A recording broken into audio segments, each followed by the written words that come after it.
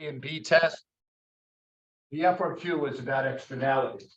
I just gave you a different one because we obviously had one over externalities. And so they do come up a lot. Okay.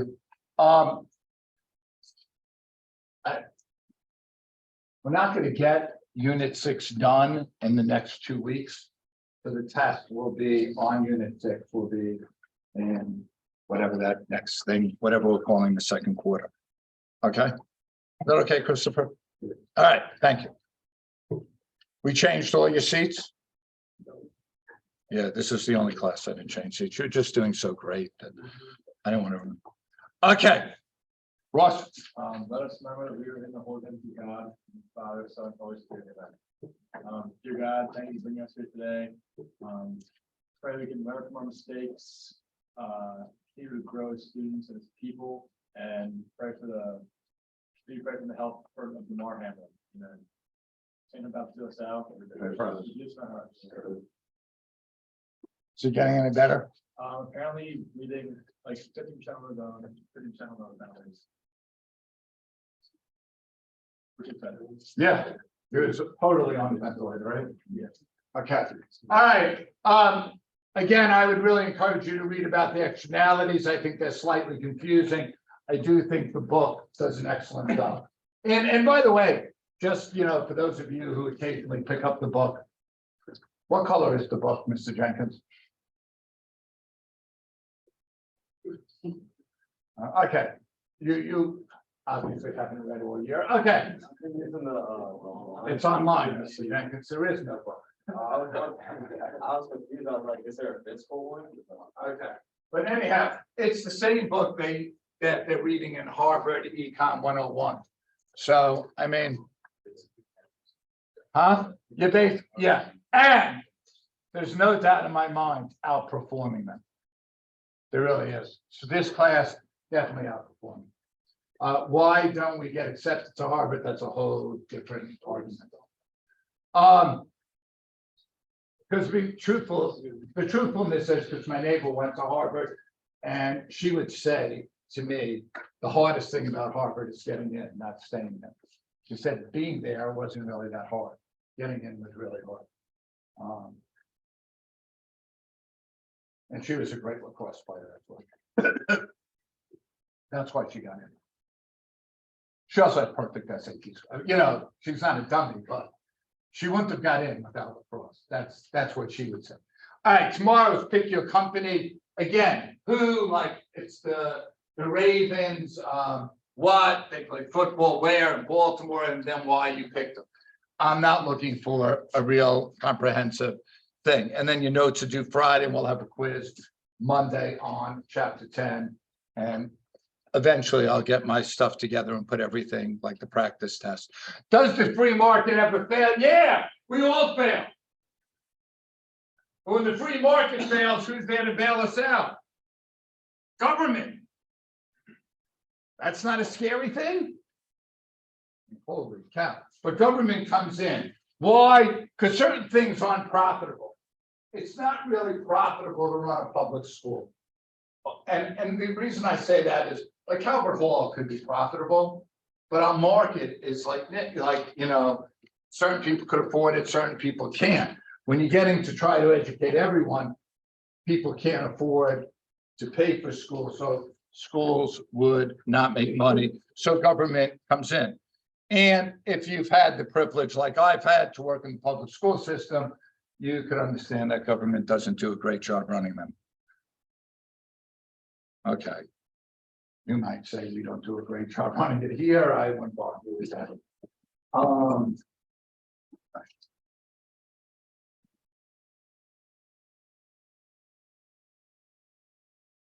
Okay. All right. I was thinking, like, why doesn't anyone care about education in America? But that would be like a class in itself. So, all right. What is the invisible hand? The invisible hand is that I work my own self-interest, and that competition fuels lower prices and better quality. Because Andrew comes out, he makes a computer, not because he cares about society, but he wants to make money. I come out and make a better computer at a cheaper price. And that fuels him to make a better computer at a cheaper price, and so on and so forth. Okay, but like the invisible hand, like doesn't work in certain things, and that's when government must step in. Okay. It's like the administration stepping in. That make you feel comfortable? What does the administration do?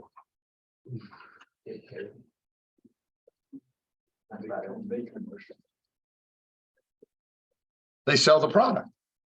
They're good salesmen. They are. All right, the Form 1, public goods. Okay.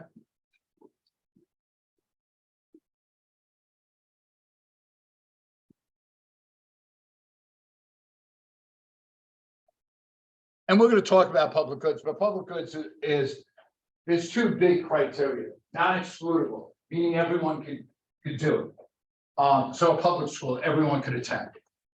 All right, it means there can't be a price, because once you put a price on something, someone is going to be excluded. And the second is non-rival, meaning if Ross Weaver is sitting in the class, that doesn't affect my ability to learn. Those are two things that with public goods, and we'll talk about them. Externality, third person side effect. All right, that's what we're going to focus on today. All right. Patrick gets a flu vaccine. He doesn't get sick. That helps all of us because we don't catch germs. That's a positive externality. Negative externality is Zach has a couple of drinks too many. You know. You theater people. And you ram into my car. That is the negative externality.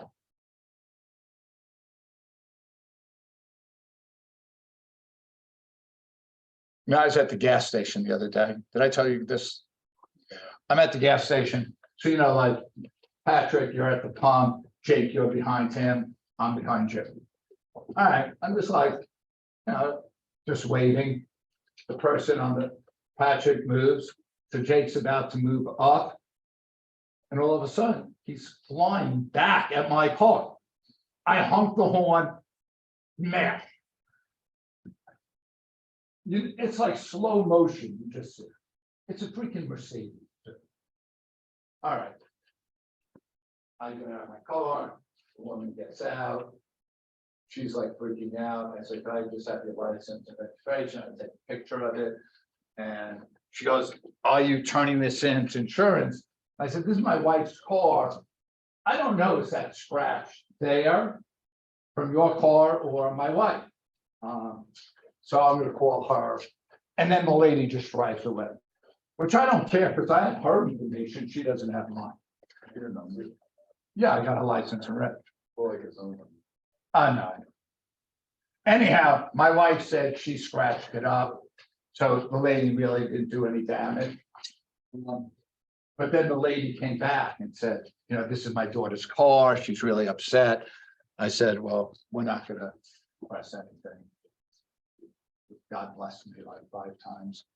But she probably had a little, I had all her information. She probably was like, Zach had a couple of drinks too many.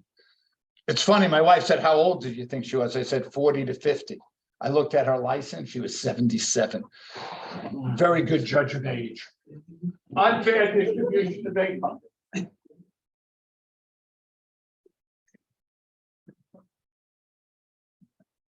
All right. So all of these government steps into the rescue. But the one we're going to really focus on is externalities.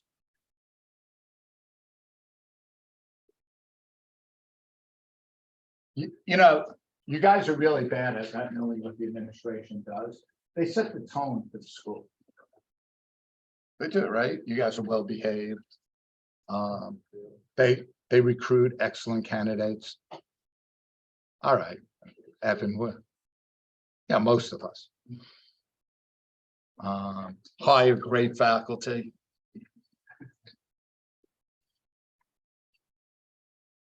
Okay.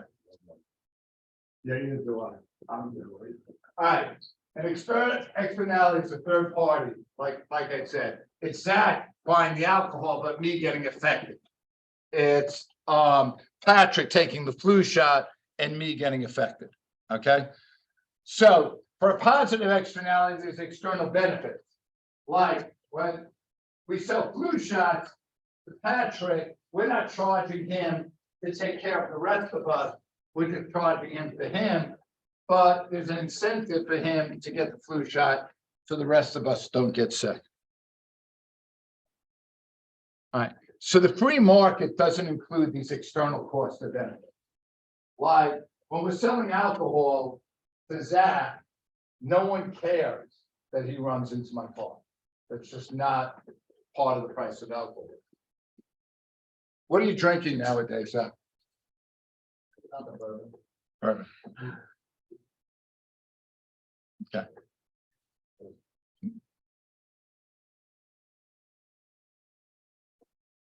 I use cigarettes here.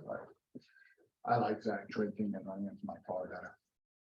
All right, now, in externalities, there's two things to consistently keep in mind. Is it the producer, which would be the supply curve moving, or is it the consumer, which would be the demand curve? So when you're reading these problems, you got to think, is it negative or positive? Is it the consumer or the producer? So I don't know what College Board was thinking, but they got it a little more confusing. All right, a negative. All right, so Jack McGregor was sleeping. Oh no, this wasn't the one. I'll show you the look when I woke him up. All right, so here's, negative cigarettes and pollution and all that. Huh? The dog's not very barking. Yeah, that's not really like harming the little space. Yeah. What's wrong with soils? Yeah. All right. We're gonna go over this on the graph. All right, I gave you a spot on the graph. All right, steel pollution, producer or consumer? Producer. So we're gonna do a producer externality here. All right, that's marginal social benefit, MSB, marginal social benefit.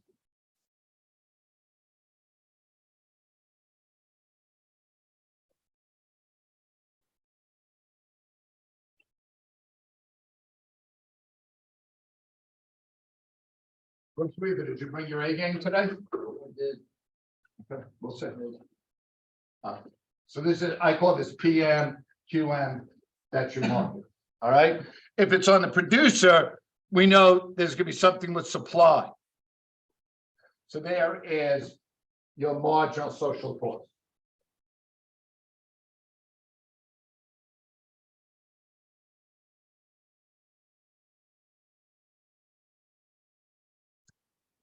Yes, sir. That marginal social benefit then? Yeah. Yes.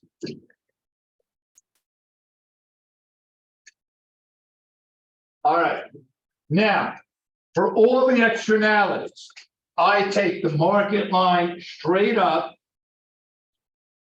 And that's going to give me my external cost. So that is the cost of pollution.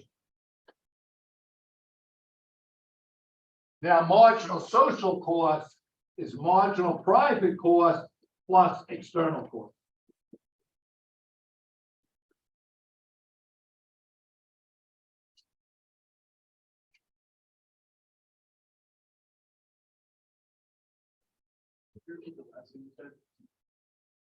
That marginal social cost is marginal private cost plus the external cost.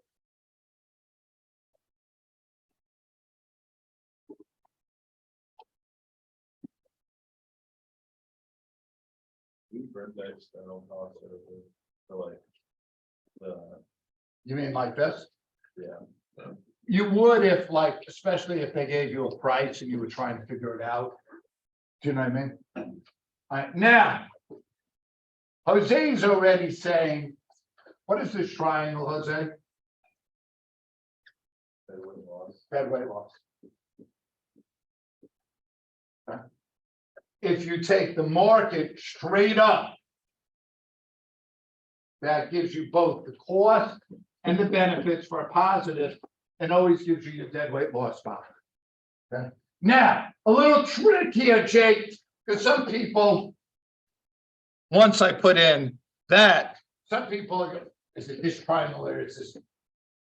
First of all, if you bring your market, but the point, the deadweight loss triangle always points to the optimal. So if somehow you get confused with this triangle, no, it's not pointing to the optimal. All right. Now, Damien, what would government, no, first. Sorry, John, are we overproducing at the market or underproducing?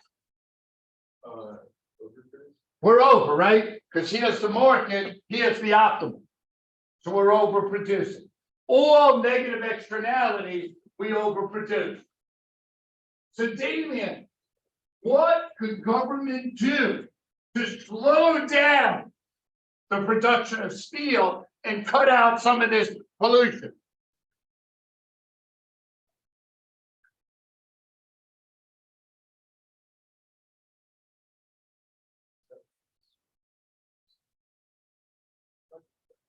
Oh, yes, you are. Think about it. Government. Yeah. But taxes. Right. Yeah. Taxes. So to Alex's point, if the external cost is $5, we need a $5 tax. Okay. So the government puts a $5 excise tax.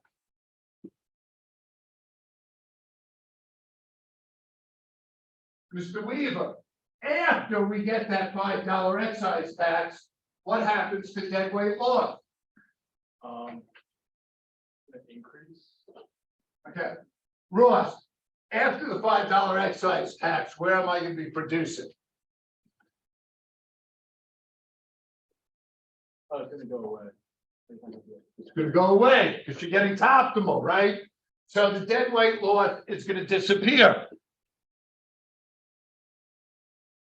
Like that. Now, you're not going to have to erase your line on your graph. I'm just showing you, we get to optimal, everything's okay. Here's the overallocation that John pointed out. Here's the lack of deadweight loss. That line really shouldn't even be there anymore. Okay, that is production negative externality. Questions?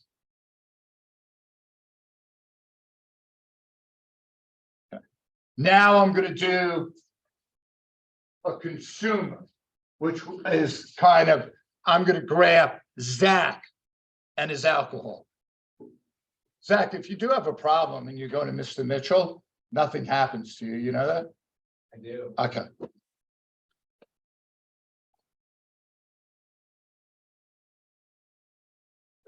All right. I'll give you a minute to jot down. This is the consumption negative externality, and then I'll talk you through this graph in a second. Good job.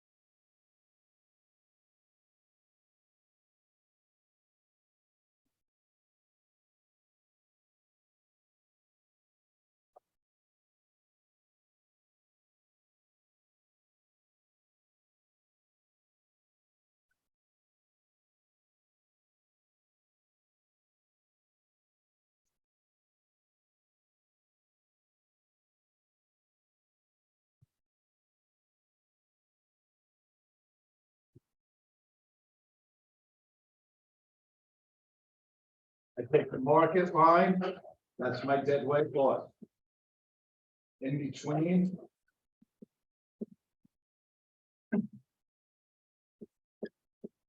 That's the external cost. Okay. Now, instead of taxing the supplier like we did, for the steel, we're taxing the consumer. So now, when Mr. Murphy goes and pays alcohol, it's going to be a bigger price. Now, this price optimal is the price before the tax gets levied. External cost. Sorry. Okay.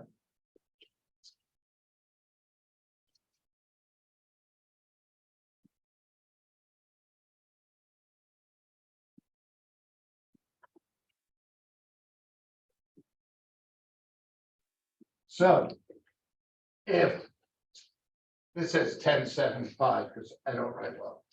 If my external cost is 5, that's going to be the tax I'm going to put in. So Zach at the market was paying 7, but now the store charges 5, plus they levy a $5 tax on the consumer, so he's actually paying 10, and that's what discourages him from drinking. All right, any questions on the negative externality? They're always overproducing. You're always taxing them. You're finding out how much the tax is by looking at the line from the market up.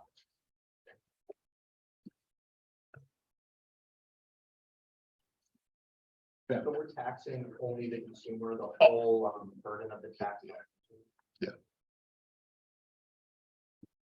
Now, Damien, he's a positive guy, so we'll go to positive externalities. Is that okay, Mr. J? Here's where I woke up Jack McGregor, and he thought we were shooting heroin.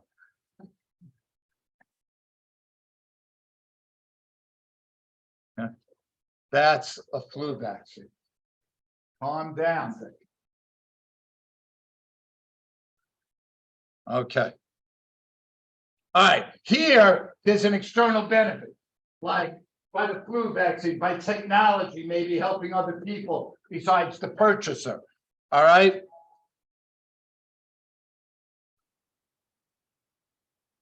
All right, so the first one, we're going to do a consumption. This is on the consumer. All right. So here it is, marginal private benefits, marginal social cost. This is the market. If it's on the consumer, which curve is shifting, Mike? Oh, no, you're not. Go find yourself. Consumer. Would that be the demand curve or the supply curve? Demand. If you're lost, why didn't you ask me before about externalities? I'm just trying to comprehend everything. Okay. We're gonna do some more tomorrow. They made it confusing. You used to only just need to know negative or positive, not consumer or producer. All right, but you were right. I like that you snapped out. You got your demand. You're right. Okay.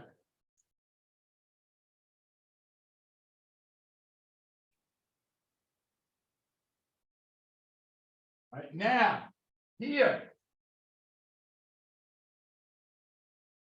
Jake, just tell me when you're ready. All right, Jake, are we under or over producing? Right, because the market's here, the optimal's here. All right, I'm taking my market line straight up. That's my external benefit. So by Mike getting a flu shot, that's how much the rest of us benefit. Okay. Here's my deadweight loss. Let me check. Yep, the arrow points at the optimum line. All right, so that's right.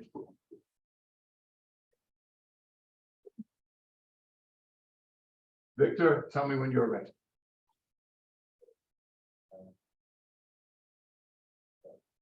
You take your time, Victor.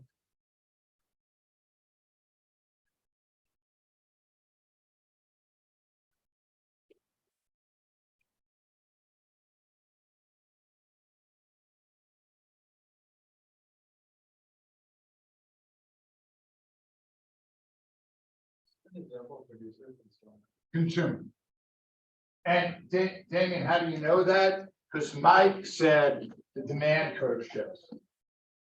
If it's producer, the supply is going to shift, okay? And it was the same for negative externalities. Yeah, the demand just shifted left. Shouldn't that supply curve be MPC? That's it. They equal each other because that curve isn't moving. Okay. Okay. You ready? All right. Victor, we said we're underproducing. What could government do to get us to produce more flu shots or take more flu shots?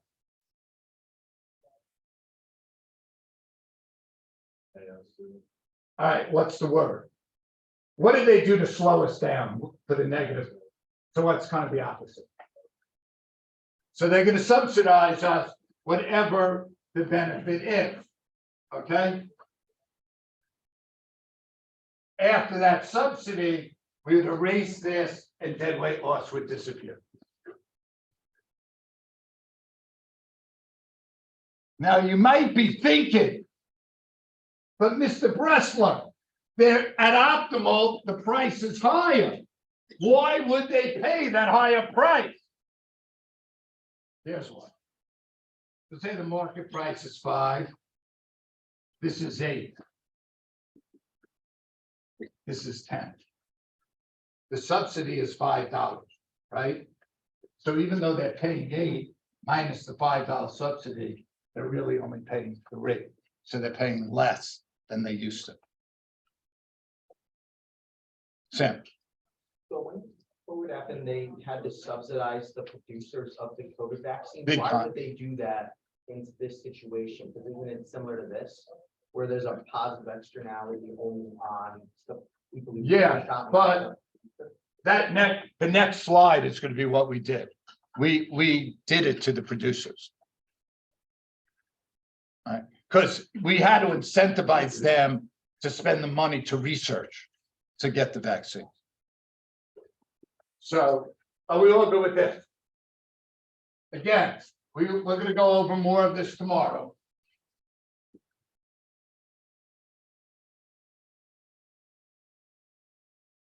Okay, we subsidize them in research, not production. I think we did both. We were just opening the doors and giving money away. They just wanted the quantity to be way higher. Yes. All right, so here's an externality in production. Notice, I'll give you a second, but we lowered the cost by subsidizing the producer. But now they're incentivized to make more product. I'll give you a minute to just graph that and then I'll go through. And again, we're going to go through it all again tomorrow.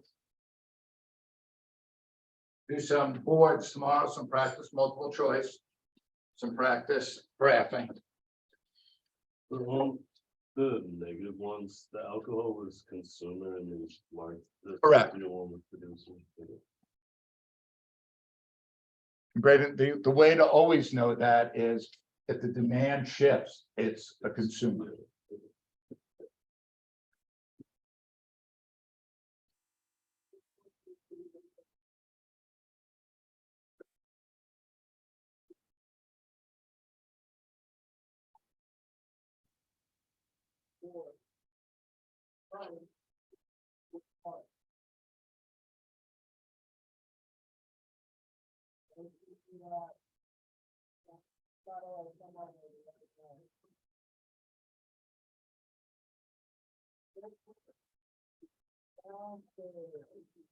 All right, I'm going to do the same thing. I'm going to take my market line That's the external benefit. That's how much the subsidy has to be, right? Here is my dead weight loss. Right? Government gives the subsidy. Notice the social cost went down. All right. All right. At optimal, I erase all this. But the subsidy got producers to produce more. And then get optimal. All right. So positive externalities always underproduced, negative always overproduced.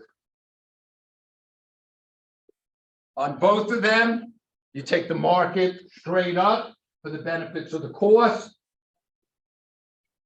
And then demand issues are consumer externalities and supply issues are producer. Any question?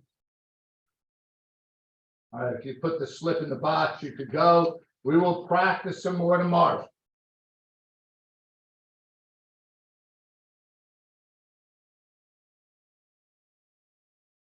Mike, if you have any questions, just put them on that paper so I answer them for tomorrow, okay?